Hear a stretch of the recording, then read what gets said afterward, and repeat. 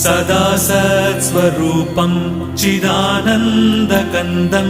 जगत्सम्भवस्थानसंहारहेतुं स्वभक्तेच्छया मानुषं दर्शयन्तं नमामीश्वरं सद्गुरुं साईनाथं नमामीश्वरं सद्गुरुं साईनाथं भवद्वान्तविध्वंसमार्ताण्डमीड्यं मनोवागतीतं